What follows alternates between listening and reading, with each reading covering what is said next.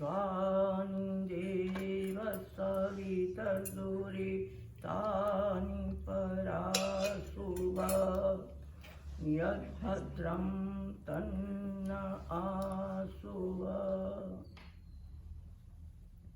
यज्ञ प्रेमी प्रिय बंधुओं, हमारा मंत्र एक चल रहा है, उलूक यातुम शुश्रूक यातुम जहि स्वयातुम उत्कोक यातुम सुपर्ण यातुम उत्गृध्र यातुम प्रमृण दृशदेव प्रमृण रक्ष इंद्र। आज जिस पर हम पहुँचे हैं, स्वयातुम के बाद उत्कोक यातुम, उत्कोक यातुम नहीं, सुपर्ण यातुम। आज का जो है कोक यातुम कल हुआ था। सुपर्ण यातुम, सुपर्ण कहते हैं गरुड़ को। गरुड़ के अंदर एक विशेष स्वभाव होता है, आदत होती है उसकी कि वो घमंड से भरा रहता है। क्यों? वो उसके नाम से ही पता चल रहा है, सुपर्ण। सुपर्ण का अर्थ है सुंदर है, पत्ते जिसके, पत्ते का अर्थ है पंख। वो सुंदर आकर्षक पंखों वाला है।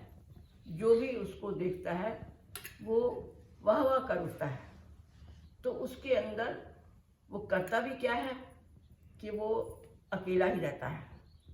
सुंदर इतना है, अकेला ही घूमता रहता है, अकेला ही उड़ता रहता है। जब भी देखो वो अकेला बैठता है, क्योंकि उसको इतना अभिमान है अपने पंखों के ऊपर, अपनी सुंदरता के ऊपर, कि किसी के साथ बैठना उसको पसंद नहीं है। अपनी जाति वाले लोगों के साथ नहीं बैठता है। उसको ये लगता है कि मेरी हिटी हो जाएगी, ये तो इतने सुंदर है नहीं, और मैं एक कुरूपों के बीच में स्वरूप बैठ जाऊंगा तो मेरी जो है उतना मेरा सम्मान नहीं होगा। तो ये जो घमंड प्रतीक है, हम लोगों को भी, जो साधारण मनुष्य हैं संसार के अंदर, उन सब को भी कुछ ना कुछ गर्व हो जाता है, अभिमान हो जाता है।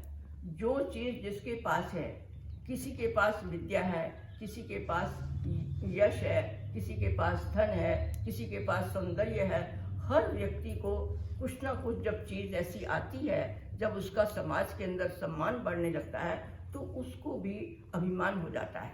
तो इसलिए सुपर्ण के अंदर जो ये बुराई है अभिमान की, वो अभिमान हम मनुष्यों के अंदर नहीं आना चाहिए। कहते हैं कि एक बुढ़िया थी, वो जा रही थी। अब वो जो है क्या कर रही थी, वो नीचे देखते हुए चली जा रही थी। क्यों? कि उसकी कमर जो है ना बहुत झुकी हुई थी। जब कमर झुकी हुई थी तो आंखें नीचे को थी और वो चलती चली जा रही थी। तो किसी ने उसका मजाक किया कि अधः पश्यसि किम बाले किन्ने पतितम भुवि। कहते हे बच्ची, तुम्हारा जमीन पर क्या गिर गया है और तुम क्या ढूंढ रही हो उसको? क्योंकि उसकी कमर झुकी हुई थी और वो नीचे आंखें थी, वो देख रही थी। तो कहा उसको कि अधः पश्यसि किम बाले, अरे बालिका, तुम्हारा नीचे क्या खो गया है? तो उसने कहा न जानासि रे मूढ़ तरुणत्वम में गतम।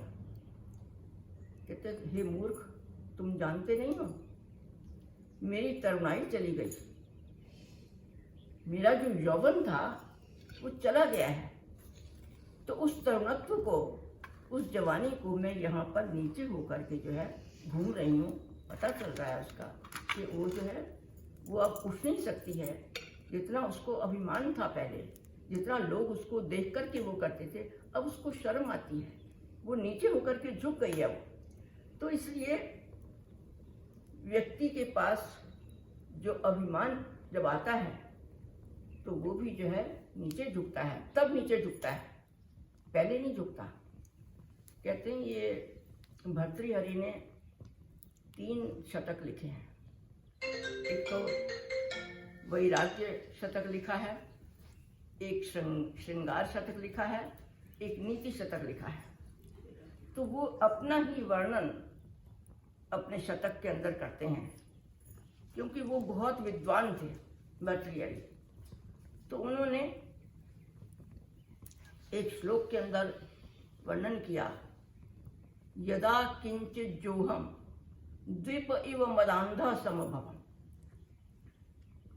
कहते हैं कि यदा किंचित जोहम, जब मैं किंचित कुछ जानने वाला हुआ, ज्ञ का अर्थ जानना, किंचित का अर्थ जब मैंने कुछ जाना, यदा किंचित जोहम द्वीप इव मदांधा समभवम, मैं मद से अंधा हो गया, नशे से चूर हो गया। कैसे हो गया? द्वीप इव, कहते हाथी के समान जो है मैं मद से चूर हो गया। और तब क्या हुआ? तब उसने कहा कि तदा सर्वज्ञो अस्मि। तब मैं ये सोचने लगा कि मैं तो सर्वज्ञ हूँ, मेरे को सब कुछ आता है। और इति तवलिप्तम मना, कहते इस भावना से मेरा मन भर गया। हर समय ये मैं मत के अंदर चूर रहता था कि मुझे बहुत आता है, मुझे बहुत आता है।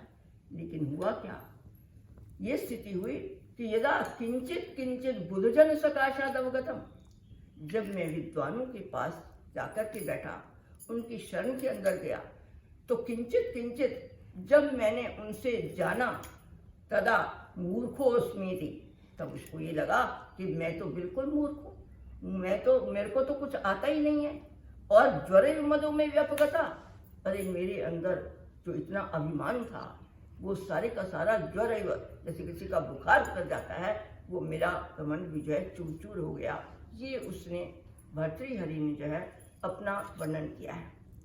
तो ये कहते धन यौवन का मान न कर तू, आकर के जो जाए फिर, ये तो नष्ट होने वाली चीज़ें, ये आती हैं और फिर चली जाती हैं। कम से कम जो चीज़ हमारे पास स्थिर रहने वाली, उसका तो थोड़ा बहुत चलो हम घमंड कर लें, वो भी नहीं करना चाहिए।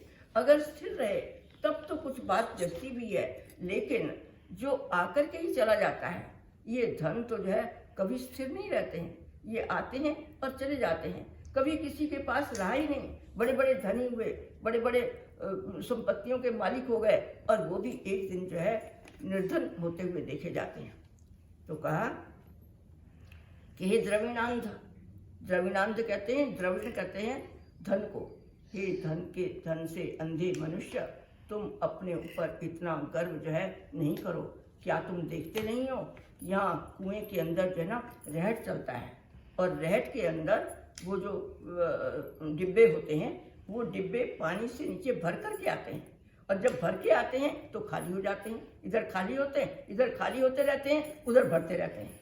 तो जो ये खाली होते हैं फिर भरते हैं। कहते क्या तुम ये देखते नहीं हो कि जो है जो भरे हुए हैं, रिक्ताश्च भरिता भवन्ति, भरिताश्च रिक्ता भवन्ति। अरे रिक्ता जो खाली हैं वो भर करके आते हैं, और भरिताश्च रिक्ता भवन्ति, और भरे हुए जो है वो खाली होते हैं, खाली होते हुए भर के आते हैं। ये तो संसार का नियम है कि जो आज जो है निर्धन है वो किसी दिन जो है वो अमीर हो जाता है, और आज जो अमीर है वो किसी दिन जो है निर्धन हो जाता है। तो ये स्थिति हर एक के साथ होती है। तो इसको देख करके मनुष्य घमंड के अंदर वो चूर चूर नहीं हुए।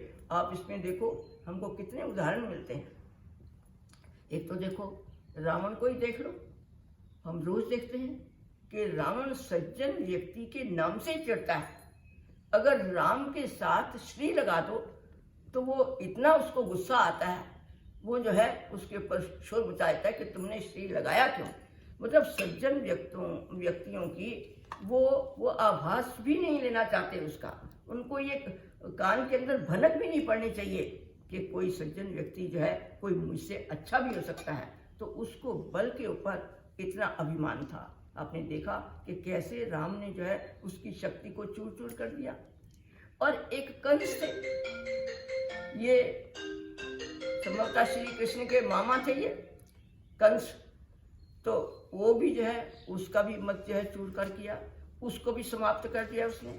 एक जरासंध हुए हैं ऐतिहासिक, तो जरासंध का जो मद था उसको भी समाप्त कर दिया गया। और ऐसे ही कितने संपत्तियों के मालिक हुए, राजा लोग हुए, ये नेपोलियन हुआ है, हिटलर हुआ है, ये सब जो है धराशायी हो गए हैं। तो कोई भी इस संसार के अंदर जो घमंड करने वाला है वो रहा नहीं है। तो हम क्या करें कि जब हमारे पास कोई गुण आ जाए, कोई संपत्ति आ जाए, हम बड़े हो जाएं, तो हम क्या करें, हम भगवान का धन्यवाद करें कि तुमने हमको सब कुछ दिया है। और अगर वो चला जाए तो उसमें भी वो सिर झुका दे। यही एक संसार के अंदर जीने का तरीका है। हम तभी जी सकते हैं जब हम इस तरह से करेंगे। जब संपत्ति आ जाए तो हम नीचे हो जाएं, विनम्र हो जाएं, और जब चली जाए तो हम उसका धन्यवाद करें, उसका भी शुक्रिया करें कि जो कुछ था ये ऐसा ही है। तो उसमें कोई ऐसा वो नहीं है कि उस पर भी जो है वो करे।